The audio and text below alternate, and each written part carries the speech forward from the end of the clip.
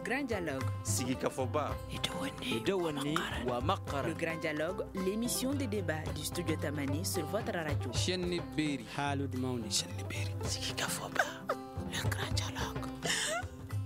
Comment briser le silence autour des erreurs médicales? C'est le thème qui sera largement débattu au cours de ce grand dialogue. Selon l'Organisation mondiale de la santé, OMS, environ 1 patient sur 10 subit des préjudices dans le cadre de soins de santé. La même source souligne que plus de 3 millions de décès surviennent chaque année à la suite de soins non sécurisés. Au Mali, la question des erreurs médicales demeure malheureusement taboue. Comment briser le silence autour des erreurs médicales? Comment assurer des soins organisés et coordonnés? Studio Tamani ouvre donc le débat. Nos invités, Dr Mamadou Keïta, secrétaire général de l'Ordre des médecins du Mali, Bourama Sangaré, psychologue, master en gestion des risques et catastrophes à la faculté de médecine et d'ontostomatologie, et Abdelouhab Diakité, président de l'ASCOMA, association des consommateurs du Mali, qui sera au téléphone. À la présentation, je suis Mirana Kiloumaïga, invité, auditeur, téléspectateur. Bonsoir et bienvenue. Le grand dialogue. Des erreurs médicales ou encore négligences médicales sont constatées dans l'organisation et le fonctionnement du service hospitalier au Mali. Des hôpitaux sont dans un état de déliquescence accru selon plusieurs observateurs. Certains patients victimes sont devenus handicapés ou gardent de séquelles causées par un mauvais diagnostic ou traitement. Parfois, d'autres y perdent la vie. Notre reporter Moussa Mali Sissoko s'est intéressé à la question suivante. Le cas le plus récent est survenu dans un hôpital de renommée à Bamako où une dame a donné naissance à un bébé prématuré de 6 mois. Une négligence des agents de santé a conduit à l'amputation d'une main du nouveau-né. Sous l'anonymat, cette nouvelle maman en sanglots s'est efforcée de témoigner. Ce jour-là, les services de nettoyage nettoyaient la salle. Cela a duré 2 heures de temps. Au même moment, le cathéter qui se trouvait sur la main de mon bébé s'est perforé et le sang dégouliné. Comme cela a duré, certains de ses doigts sont devenus immobiles, puis les autres doigts aussi sont infectés. Les médecins m'ont proposé d'amputer sa main, chose que nous avons eu du mal à accepter. Après, les médecins ont coupé la main de mon garçon. Le jeune Ibrahim, résident à Gao, est aussi victime d'erreurs médicales. Une injection mal faite lui a donné des séquelles à vie, quand il n'y avait que 2 ans. Je suis victime des erreurs médicales. Il m'a rendu handicapé. Les erreurs médicales, ce sont des erreurs qui peuvent empêcher beaucoup de choses à la personne même, comme moi, car aujourd'hui il y a des choses à cause de mon handicap, je ne peux pas les avoir. Certains usagers de Ségou, Sang et Tomignan expliquent leur mauvaise expérience avec les structures de santé. Vraiment, ils négligent trop les malades, les médecins, pas du tout gentils. Souvent, ils ne sont pas du tout accueillants, alors qu'on doit vraiment tenir compte de l'éthique et de la déontologie. Quand on me demande des erreurs médicales, je peux attribuer ça à une de compétence de l'infirmier. Réaction à ce reportage? Ok, donc bonsoir Monsieur Maïga. Effectivement, je réponds au nom de Dr Mamadou Keïta, donc secrétaire général du Conseil national de l'Ordre des médecins du Mali. Effectivement, bon, nous avons bien suivi le reportage avec beaucoup d'intérêt en la matière. C'est un sujet qui est très sensible, comme vous l'avez si bien dit. Comment briser le silence autour de ces erreurs médicales? Et le sujet n'est pas tabou, on en parle. Et les choses, il y a des vécus en longueur de journée. Mais en réalité, le silence, il est brisé parce qu'on en parle à longueur de journée. Et les autorités font ce qu'elles doivent faire. Et nous, en tant que Conseil national de l'Ordre des médecins, je veux dire l'Ordre des médecins, avec tous les détachements, je pense qu'il y a des travaux qui sont là-dessus. Et parce qu'à entendre certains d'entre eux, on parle beaucoup plus de négligence, on parle beaucoup plus de compétences, ainsi de suite. Mais je dirais que vraiment, nous, au niveau de l'Ordre des médecins, et les autorités de tutelle et l'Ordre des médecins, nous travaillons à pied d'œuvre pour que vraiment ces choses ne soient pas quand même quelque chose de courant, quelque chose de quotidien du Malien. Et il y a des témoignages qui sont là, dont nous-mêmes nous avons effectivement vécu directement ou indirectement. Voilà, mais il y a vraiment beaucoup d'avancées notoires là-dessus. Ça, je peux le dire. Quelles sont, selon vous, les sources courantes de préjudices subis par les patients? Bon, les sources courantes, quand on parle d'erreur médicale, d'abord, il faut savoir qui est autorisé à dire qu'il y a erreur médicale ou il y a faute médicale au niveau juridictionnel. Donc il y a ça, parce que souvent aussi il y a des situations qui ne sont pas bien élucidées, mais à la lumière, c'est-à-dire à côté de tout ça, nous ramassons, nous mettons le tous dans le panier pour parler d'erreur médicale, bon, alors qu'il faut mettre vraiment des gens là-dessus qui puissent travailler, qui puissent réfléchir, des spécialistes en la matière qui puissent parler d'erreur médicale. Et ces erreurs médicales, comme je l'ai si bien dit, on peut le dire, ce sont des manquements qui surviennent lors de la prise en charge d'un malade. Et cela par peut-être le diagnostic, soit par l'administration des soins. Et voilà, donc il y en a qui ont parlé d'administration de produits en intraveineuse qui a conduit voilà, à l'amputation de main.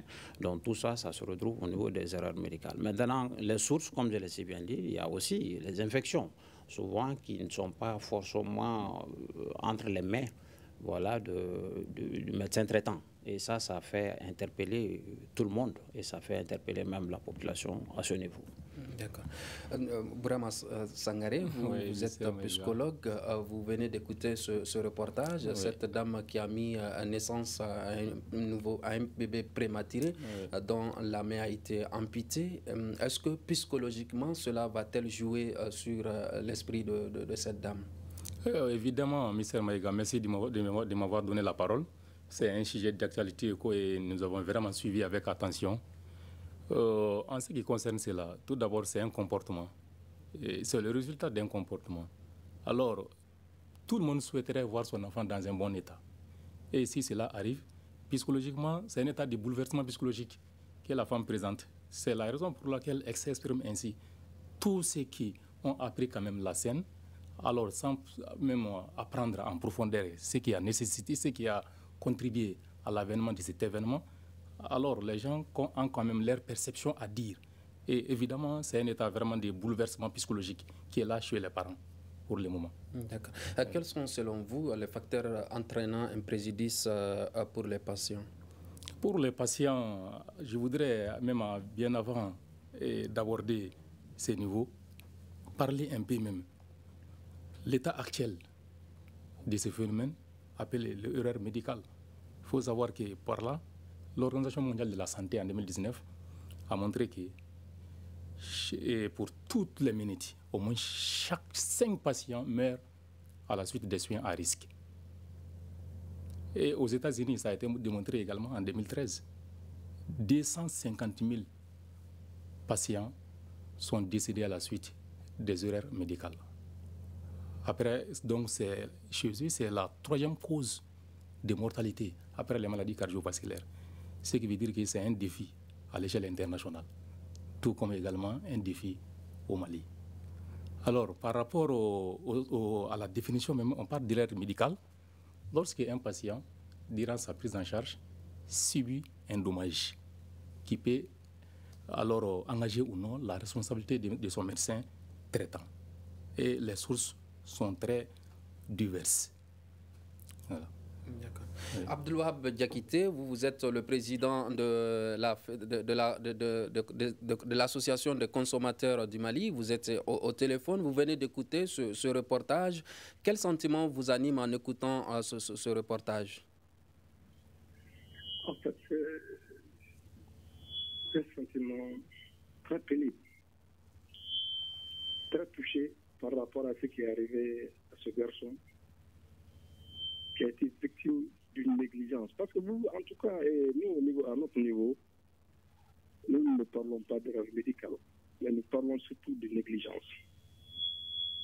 Et cette négligence-là a pour source le dysfonctionnement au niveau des hôpitaux, c'est-à-dire surtout les organes de gestion.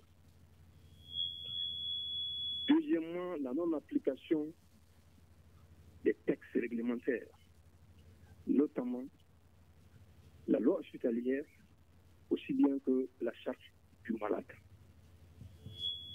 Voilà, vous avez eu tout ça là. Est-ce que réellement au niveau de l'ordre, ou bien au niveau de la direction, en tout cas de cet hôpital-là, ou bien au niveau même du ministère en charge. Est-ce qu'on a entendu quelque chose sur ça? Non. C'est ce qui est pénible. Voici, partez un peu au niveau des jurisprudence dans nos hôpitaux.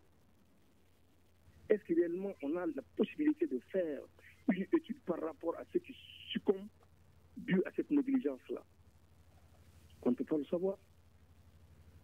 Donc vraiment, c'est un problème. Moi, je ne parle pas du côté mondial, mais je parle du côté malien. Je parle du côté malien. Si aujourd'hui, les organes de gestion des hôpitaux fonctionnaient à hauteur de souhait, et également l'ordre fonctionnant à hauteur de souhait, on pouvait en tout cas diminuer au maximum ces négligences-là. Je le dis et je le répète, ce n'est pas des erreurs, mais ce sont des négligences. Les textes maliens là sont tellement beaux et tellement explicites sur la prise en charge des malades. La charge du malade, la loi hospitalière, la prise en charge de l'urgence, sans même demander de financement, de sources. On doit même savoir qui il est. Mais on ne le fait pas. Qui est là pour dire quelque chose? Personne. Les conseils d'administration sont là pour meubler la galerie. La direction est là, je les appelle les pauvres directeurs. Ils sont à la merci, en tout cas, des autorités en charge du ministère de la Santé.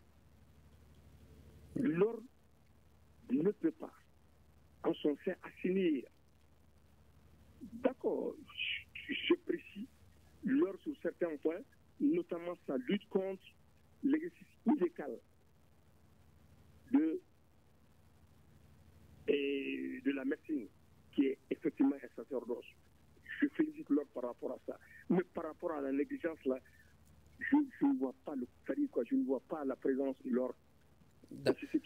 D'accord, vous parlez de négligence et vous dites également, qu'est-ce qui vous fait dire que ces erreurs médicales que vous qualifiez de négligence médicale seraient dues aux non-applications des textes réglementaires en vigueur? Je vais vous dire tout de suite. Si le directeur sait très bien qu'il peut sanctionner et ne pas subir de pression au niveau de la récit, ça va marcher. Les conseils d'administration sont là. Logiquement, c'est l'interface entre la direction et le ministre et la tutelle. Le directeur, on ne doit pas l'enlever sans pour autant faire référence au conseil d'administration. Mais malheureusement, c'est à la lecture du communiqué des conseils et du communiqué du conseil des ministres qu'on est informé en tout cas de la nomination des directeurs. C'est pourquoi je parle de dysfonctionnement. Si le directeur sait très bien que le conseil est là pour le protéger, en ce moment, il peut prendre des sanctions. Ouais, quand je parle de la non-application des textes là, la loi hospitalière là, en son article 10, je crois bien, parle de la prise en charge obligatoire des cas d'urgence sans financement et que l'État est obligé de rembourser les hôpitaux. Faites un tour tout de suite dans les différentes urgences au niveau de nos structures sanitaires et vous allez voir des gens qui vont faire 24 heures parce que tout simplement, ils n'ont pas eu d'accompagnant. C'est pourquoi je parle de dysfonctionnement. D'accord. L'ordre des médecins est interpellé sur ces questions. On parle de la non-application des textes réglementaires en vigueur. On parle de négligence de médecins et le rôle également de l'ordre des médecins dans ces cas-là. Que dites-vous? Merci bien, M. Maïga. Nous remercions très sincèrement notre co-débatteur qui est Abdoul Wahab Djadji, qui est de la société de consommation, c'est bien ça. Nous prenons acte de ce qu'il vient de dire. Dans son raisonnement, nous avons quand même pris des bonnes notes. Il y a des choses qui sont là, qu'il a eu à avancer. L'ordre s'en félicite par rapport à l'exercice, la lutte par rapport à l'exercice illégal, effectivement. Si ça c'est reconnu déjà, c'est très bien. Mais je tiens à rassurer M. Wahab que nous sommes sur le même diapason en la matière, nous sommes sur la même longueur d'onde en la matière. Autant il s'est rendu compte de la lutte contre l'exercice illégal, nous sommes à pied d'œuvre. Il a parlé des autorités, comme c'est par échelon, ainsi de suite. Mais je sais que les autorités aussi font de leur mieux, à notre humble avis. Et l'ordre des médecins travaille quand même, c'est-à-dire à pied d'œuvre, si je peux le dire, donc pour pouvoir pallier toutes ces insuffisances que nous constatons dans nos structures. Donc par rapport à ces sanctions, à ces questions de sanctions et autres là, généralement, ce qui nous frappe en Afrique, au Mali, et surtout dans le secteur de la santé, c'est que nous ne communiquons pas beaucoup. Nous ne communiquons pas beaucoup. Nous avons certaines statistiques par rapport à la question du conseil disciplinaire. Nous avons été élus il y a moins de 6 mois, mais nous avons quand même suivi par rapport à un dossier. Et nous avons pris la sanction. Le dossier est parti jusqu'en conseil de ministre. Et nous avons reçu la félicitation du ministre de la Justice par rapport à ce que nous avons fait. Par rapport à ça. Quel dossier s'agit-il? S'agit-il du dossier de cette femme qui a mis naissance à... Non, ça c'est un autre dossier en réalité. Ça c'est un autre dossier. Ça c'est un autre dossier. C'est-à-dire c'était dans le cadre de la gynéco-obstétrique, la prise en charge, comme je l'ai si bien dit, de bout en bout. On s'est rendu compte que vraiment il y avait erreur, il y avait insuffisance. Et le médecin, nous avons fait ce que nous devrons faire. Nous avons fait un rapport circonstancié et effectivement les dispositions que nous avons prises par rapport à cela pour sanctionner le collègue médecin, ça n'a pas été caché en réalité, ça a été remonté aux autorités, ainsi de suite. Et je pense que petit à petit, ça va venir. Nous sommes au courant qu'il y a des insuffisances, mais nous sommes là à veiller à ce que les textes-là soient appliqués. Maintenant, il a parlé de loi hospitalière, il a parlé de charte de malades. Oui, ce sont des réalités qui sont là. Souvent, vous le savez, une des choses, c'est de penser au texte, à l'écrire. Une autre chose, c'est de les finaliser, de les mettre en application. Et ces difficultés sont constatées par-ci, par-là. La loi hospitalière qui est là a du mal à fonctionner comme il le faut à la date d'aujourd'hui. Nous sommes tout à fait d'accord avec ça. Mais je sais qu'avec le concours de l'ordre des médecins et le département de tutelle et avec les confrères, nous pourrons quand même pallier à tout cela pour que cette loi hospitalière puisse être fonctionnelle comme il le faut, dans tous ses paramètres. Ça, je le dis. Mais pour rassurer Wahab que nous prenons des dispositions, c'est-à-dire nous sommes sortis il y a très longtemps de ce qu'on appelle le corporatisme stérile. Ça, il faudrait quand même qu'il le sache, que nous nous sommes dissociés de cela il y a très longtemps, la corporation médicale. Je ne veux pas dire qu'on le faisait en réalité, mais nous sommes dit qu'il faut aller vers ça, pour, comme tu l'as si bien intitulé, pour rompre le silence autour de ces erreurs médicales. Et nous sommes déjà sur cette lancée. C'est pourquoi nous avons pris des mesures très fortes dès notre arrivée, je veux dire, et par rapport à des cas de figure de ce genre. Donc, alors, comment reconnaître une erreur médicale? Bon, comment reconnaître une erreur médicale? C'est ce que je dis, parce que lui va jusqu'à la négligence. Donc maintenant, nous avons peut-être un problème de lecture. Peut-être que le psychologue il est là également, il a bien brossé. Le fait de donner des chiffres, je vais revenir un peu en arrière, c'est extrêmement important parce que le Mali est dans un tout, dans un monde. Il est important qu'on s'accentue sur ce que nous vivons et nous faisons, mais il est bien aussi d'avoir un regard ailleurs pour que nous puissions quand même paramétrer bien ce que nous faisons chez nous. Donc ça, c'est extrêmement important. Comment reconnaître? Je le dis. Il ne s'agit pas de déclarer tout de suite il y a quelque chose qui s'est passé pour dire qu'il y a erreur médicale. Ou bien Maïga, de passage, disent qu'il y a erreur médicale, ainsi de suite.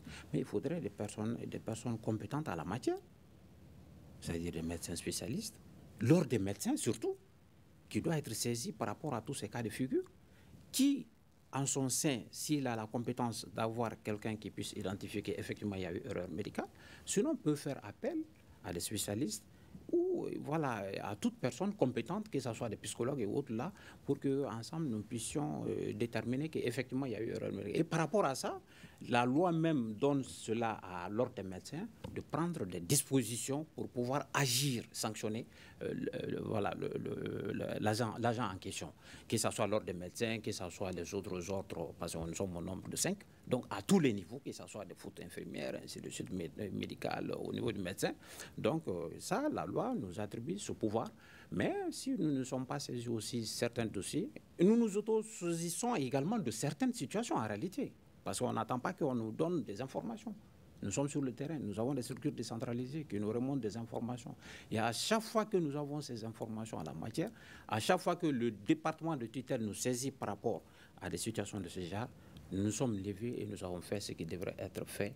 Et c'est là avec les textes en vigueur. Voilà. Est-ce qu'il y a un cas qui vous a contacté, qui mérite nécessairement tout de suite une prise en charge? Qui mérite une prise en charge? Un cas très grave, par exemple, qui vous est arrivé. Par exemple, que quelqu'un a se porter plainte auprès de l'ordre de médecins pour dire que oui, mon enfant ou ma femme a subi des préjudices. Est-ce qu'il y a eu un cas sévère? Je vais vous dire, M. Maïga, je vais profiter de votre antenne pour rappeler cela. Je dis, il y a eu même un cas, le fait que l'enfant soit amputé, c'est vraiment quelque chose que nous déplorons tous ici, de par les fautes médicales, comme c'est dans ce cadre-là qu'on a exprimé, même avec les autorités locales de la structure hospitalière, Gabriel Touré. Mais moi, je vous ai dit, il y a eu des cas qui ont conduit même à des morts d'hommes, à la rigueur. Et l'ordre a traité le dossier, conséquemment a porté le dossier devant les juridictions compétentes. Donc, pas question de préjudice, de dire que, bon, voilà, il y a eu un dommage corporel, on voulait réparer, non. C'est-à-dire, il y a eu ce cas de figure, et nous avons tout laissé, nous sommes attelés à cela. Et nous ne sommes pas arrêtés à la sanction, à la sanction seulement de la personne, mais à ce que la structure puisse répondre mieux aux aspirations de la population, aux aspirations de textes en vigueur. Ça, je vous rassure par rapport à cela. Voilà. Comment prouver une erreur médicale? Bon, M. Maïga, merci. Pour prouver une erreur médicale, comme le Dr Gué l'a déjà signalé, peut-être le patient ne peut pas penser qu'il s'agit d'une erreur médicale, mais en réalité, il faut les prouver. C'est lorsque le patient présente déjà des dommages, il pense qu'il a des dommages et qu'il pense que c'est expliqué par la responsabilité des médecins traitants. Alors le patient, la première chose à faire, c'est d'aller d'abord vers le médecin, lui expliquer la situation. Et si le médecin reconnaît effectivement qu'il s'agit d'une erreur médicale qui vient de survenir, alors donc, il va avoir des solutions à prendre. Le médecin reconnaît ça, donc, le fait, donc déjà il va avoir une solution à adapter pour gérer la situation. Et si le médecin ne reconnaît pas, alors le patient peut se rendre chez le directeur de l'hôpital qui, à son niveau, peut essayer également d'intervenir pour gérer la situation. Mais au besoin, qui peut faire également appel à l'ordre des médecins pour chercher sur la situation. Et malgré tout, si le médecin n'est pas du tout d'accord, qu'en réalité, ce n'est pas une erreur médicale, alors l'affaire est, dans ces cas, renvoyée à la justice. Là, il va avoir ce qu'on appelle donc expertise médicale. Donc il y a des spécialistes en question qui vont venir alors pour voir si effectivement il s'agit d'une erreur médicale à travers cette expertise-là. Si l'expertise montre que alors il s'agit d'une erreur médicale, alors dans ces cas, la décision va revenir au patient si il va demander d'être indemnisé, soit il veut une sanction contre le médecin en question. Et la justice va faire son travail. C'est comme ça que donc c'est fait l'affaire. Existe-t-il au Mali une commission de conciliation et d'indemnisation des accidents médicaux? Si oui, comment fonctionne-t-elle? Oui, en réalité, que ce soit à l'hôpital, dans toutes les structures, il y a ce qu'on appelle la remédiation, la gestion d'une affaire, d'une situation à l'amiable. Quelque chose bien s'est passé et que le médecin reconnaît ou bien ne reconnaît pas, mais au niveau du directeur, chez le directeur, ou encore avec l'implication de l'ordre des médecins, il les reconnaît. Souvent, ça peut dépendre également de la gravité de la situation, qui est mort d'homme, ou bien qui a des blessures, ou bien qui a autre chose. alors il y a toujours une intervention du premier niveau. Donc on appelle la remédiation. L'hôpital peut gérer ça. Ça va dépendre aussi. On ne force pas les patients à accepter. On dit et on peut réparer. Mais si le patient n'est pas d'accord, qu'il veut que la sanction s'applique comme il le faut, alors on va laisser passer l'affaire. Sinon, il y a toujours la remédiation pour gérer la situation à l'amiable. Mais personne n'est obligé. Le patient n'est pas obligé à accepter. D'accord. Abdelwahab Diakité, est-ce que votre organisation avait une fois été saisie pour des cas comme ça? L'ordre de médecins parlait tout de suite qu'ils ont été saisis pour des cas de mort d'homme. Est-ce que chez vous, il y a eu ce genre de dénonciation? Non, vous savez, M. Imran, au Mali, on n'a pas cette culture-là, surtout le poids de la religion. Mais moi, je voudrais d'abord parler un peu pour dire que je maintiens la non-application des textes. Parce qu'en fait, à un moment, je vous dis que peut-être que je ne connais pas Maïga, sinon en tout cas ses aînés, me connaissent. À un moment, on m'appelait la charte du malade. La charte de la charte du malade, on m'appelait comme ça, la charte du malade. Quand nous sommes paris, nous avons combattu pour l'adoption d'une charte pour le malade. Imaginez un peu, est-ce qu'on peut aujourd'hui, la responsabilité médicale là, quand on a une urgence, on va à un hôpital A, la loi dit que une fois que vous franchissez les portails de l'hôpital, c'est fini, vous n'avez plus de responsabilité. La responsabilité maintenant incombe à la structure d'accueil. Si elle n'a pas une structure d'accueil, donc maintenant, c'est elle qui va se charger maintenant de chercher une structure d'accueil. Mais est-ce que vous savez il y a combien de morts d'hommes? Vous quittez l'hôpital A, après il faut aller à l'hôpital B, après il faut aller à l'hôpital C. Entre-temps, le patient rend l'âme. Pourtant, qu'est-ce qu'on peut parler de cela? Ça, c'est uniquement le non-respect des textes. Bon, la charte du malade également, en son article 27, donne des voies de recours aux patients. Comme l'a dit le sociologue, la première voie de recours, ça c'est le directeur même de la structure. Et c'est à défaut de la prise en charge, et maintenant qu'on amène sur le contentieux. Donc pour vous dire que tout ça là, c'est là. Mais qu'est-ce qu'il faut pour que réellement ces textes soient appliqués? Ce n'est que ça. Donc, moi, je pense très bien qu'on quitte cette définition-là, aller appeler de médecin législatif, mais les faits sont là, concrets. Malheureusement, avec le poids de la religion, on ne peut pas se plaindre. Parce que même si tu as envie de te plaindre, on va te dire non, ce n'est pas la peine, c'est l'affaire de Dieu. Moi, je vais vous dire un cas qui m'est arrivé personnellement. J'ai eu mon grand frère qui était dans un état très difficile. Nous sommes allés dans une structure sanitaire, dans un hôpital de 3e référence. Les autres étaient en avance sur moi. Systématiquement, on a dit non, il n'y a pas de place ici. Entre-temps, moi, je suis arrivé et j'ai dit, mais quoi, vous n'avez pas de place ici? Ah, mais non. En tout cas, vous allez vous charger du reste parce que moi, je sais ce que la loi stellaire dit et je sais également ce que la charte dit dans ce domaine-là. Systématiquement, il y avait un vieux médecin, il a dit non, monsieur, non, nous allons prendre ça en charge. Bon, imaginez un peu. Si je ne maîtrisais pas, en tout cas, si je n'avais pas connaissance de ce texte-là, on allait me faire déplacer, c'est-à-dire parodier toute la ville et finalement le frère allait rendre l'âme. Mais Dieu merci, avec cette prise en charge, il n'y a pas eu de problème. Mais est-ce que les consommateurs savent-ils comment reconnaître une erreur médicale? Non, on ne peut pas le savoir. Mais l'erreur pour moi, nous ne parlons pas d'erreur médicale, nous parlons de négligence médicale. Ou de négligence médicale.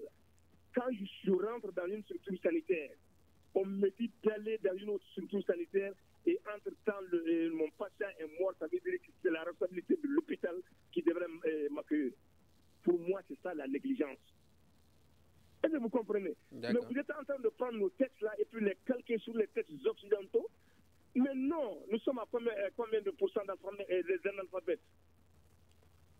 C'est de cela que nous parlons. C'est pourquoi également cette carte du malade-là a été adoptée depuis 2008. Il s'agit juste de le respecter. D'accord. Vous aurez la parole. On va donner le temps à l'ordre de médecins de réagir par rapport à tout ce que vous venez de dire.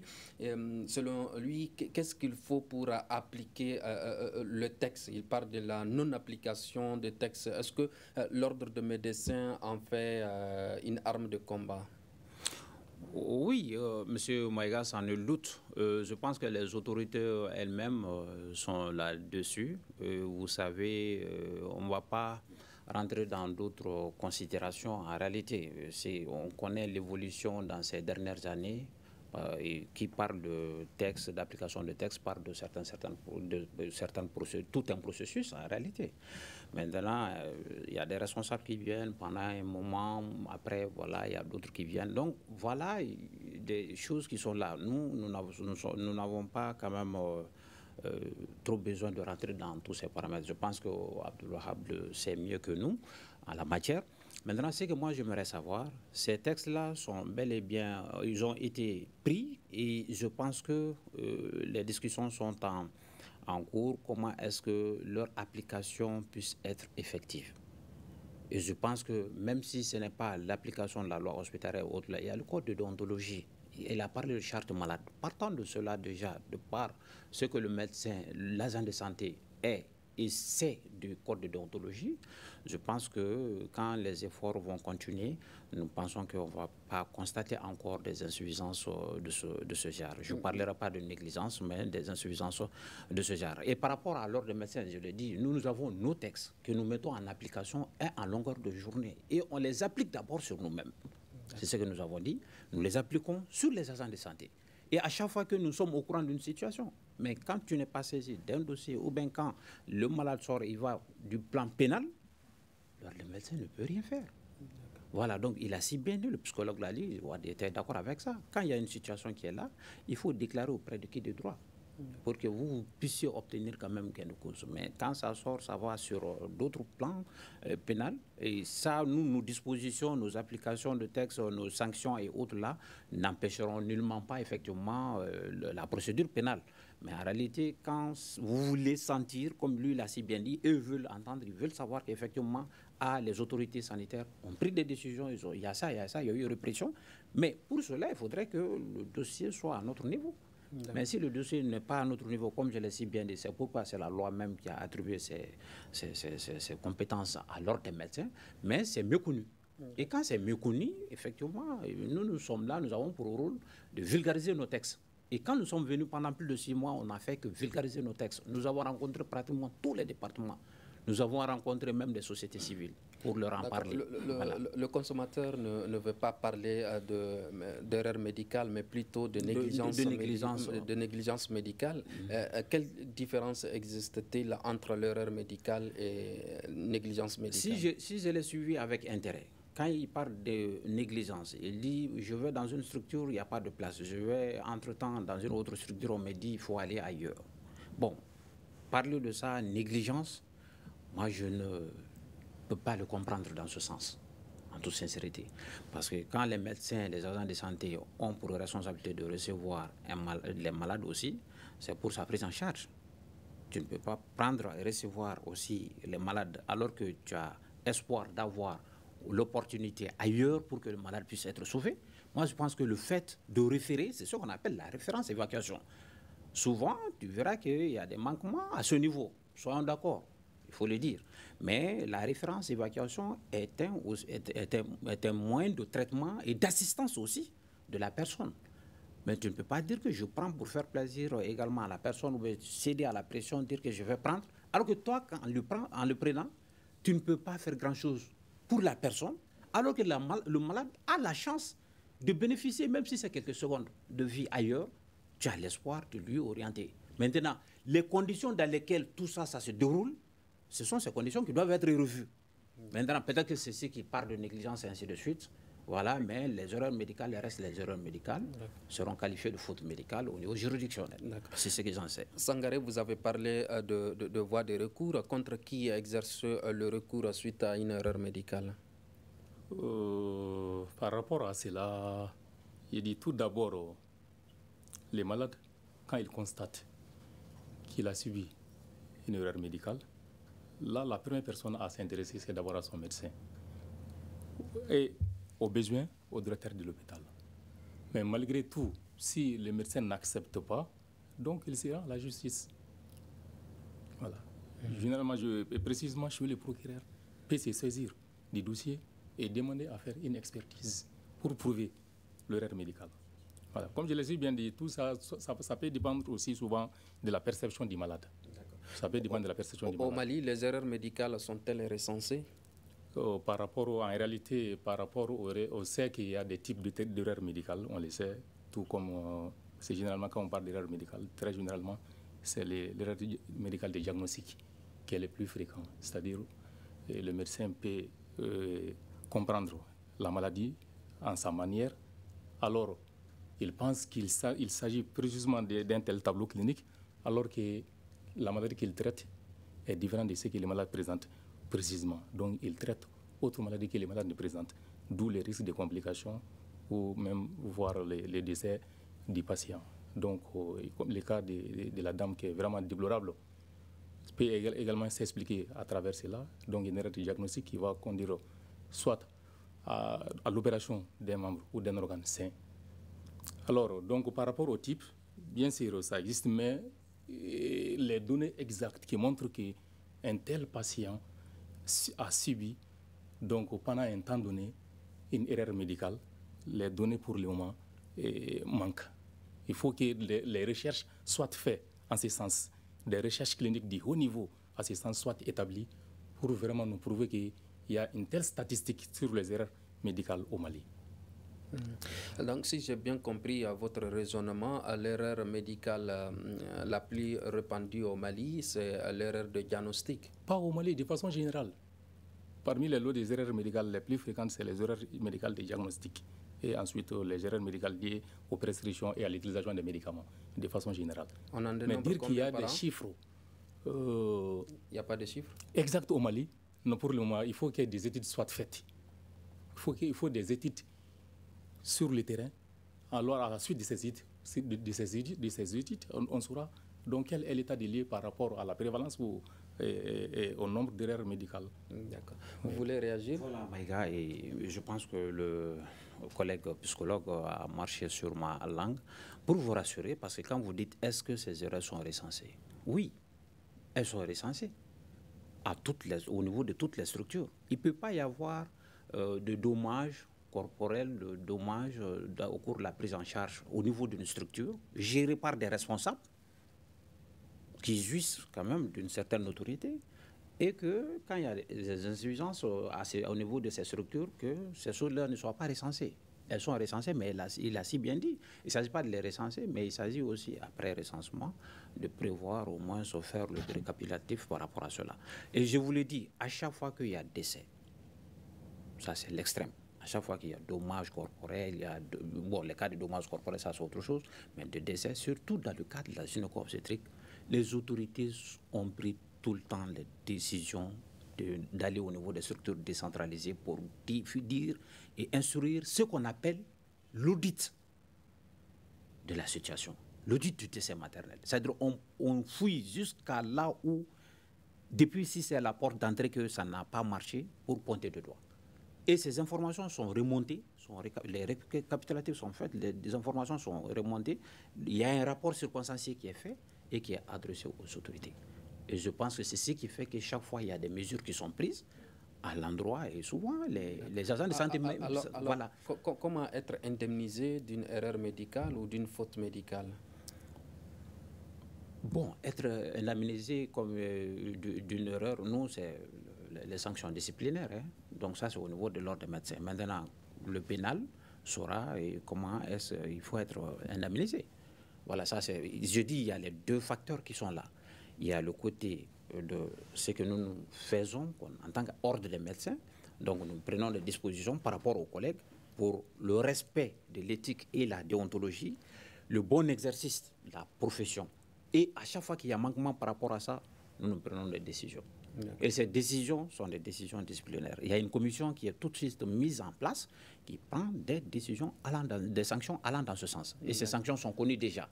Mais en ce qui concerne comment les dédommager et ainsi de suite, ça c'est le côté pénal. Et là, il nous reste 4 minutes, nous allons donner le temps à Abdelwahab Diakité. Abdelwahab, comment éviter selon vous les plus grosses fautes médicales? Moi, je voudrais d'abord réagir par rapport à ce qu'ils ont dit. En fait, au Mali, le docteur est en train de parler de système, c'est-à-dire les erreurs médicales sont prises dans le cadre du système d'information hospitalière. Donc, sont diluées. Mais je suis d'accord avec le sociologue quand il dit qu'il n'a pas eu d'études de rigueur par rapport uniquement aux erreurs médicales. C'est ce qui est réel. C'est-à-dire les informations hospitalières, là, il y a tout là-dedans. Mais sur les erreurs médicales, là, on n'en parle pas. Non, je regrette. Mais ce qu'il faut faire aujourd'hui, vraiment, c'est-à-dire que les populations, les consommateurs même, c'est-à-dire apprennent à dénoncer. Et à dénoncer par les voies réelles. C'est-à-dire en respectant les textes de la République. Mais qu'est-ce que nous constatons au niveau des consommateurs? Généralement, c'est la passion, on insulte le médecin. Bon, finalement, on dévie les voies de recours. Sinon, imaginez un peu. Jusqu'à présent, moi, j'ai un grand frère qui a subi une erreur médicale. Mais quand je lui ai demandé d'attaquer, il a refusé. Mais il est en train de souffrir aujourd'hui. Il tremble. D'accord, malheureusement. Donc maintenant, ce qu'on demande à l'ordre des médecins, dans le temps, il y avait de très bons rapports entre nous. Donc on essaie de conjuguer nos efforts pour ramener les pratiquants, c'est-à-dire à être des médecins d'antan.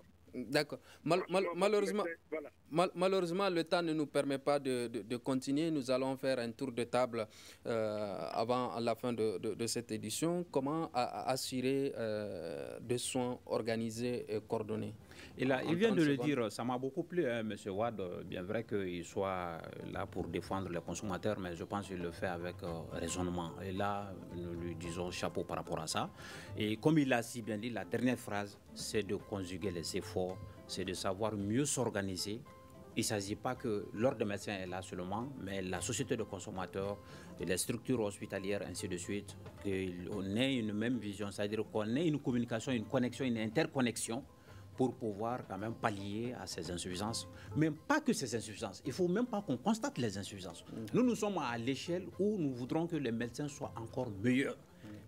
Qu'on ne parle même pas d'insuffisance ou d'erreur ou de ce que lui parle de négligence, où les autorités sont interpellées encore à renforcer davantage. Et nous saluons les autorités de passage parce qu'il y a beaucoup de structures qui ont été relevées du niveau du CSRF pour des niveaux des hôpitaux. Tout ça, c'est pour répondre aux aspirations de la population, dont la consommation, c'est-à-dire la société de consommation de Wade, qu'il se rassure. Et les portes de l'ordre sont grandement ouvertes. En 15 secondes, en 15 secondes, comment assurer un soin organisé et coordonné? Pour cela, en réalité, il faut la collaboration. Il faut mettre l'accent sur la collaboration interprofessionnelle, surtout en cadre de santé, qui est les médecins, spécialistes, généralistes, infirmiers, tout le monde collabore. Et il est démontré que quand la collaboration est bonne entre les médecins, cela va diminuer largement les taux d'erreur médicale. Voilà. Merci. C'est sur ce mot de Bourama Sangaré que prend fin ce grand dialogue qui réfléchissait comment briser le silence autour des erreurs médicales. Et nous étions avec Dr Mamadou Keïta, secrétaire général de l'Ordre des médecins du Mali, Bourama Sangaré, psychologue au département de la psychologie, psychologue au niveau de la faculté de médecine et d'ontostomatologie, et Abdelwahab Diakité, président de l'ASCOMA. Merci d'avoir suivi ce débat qui vous a été présenté par Imrana Kiloumaïga. À la mise en onde et régie vidéo, nous dirons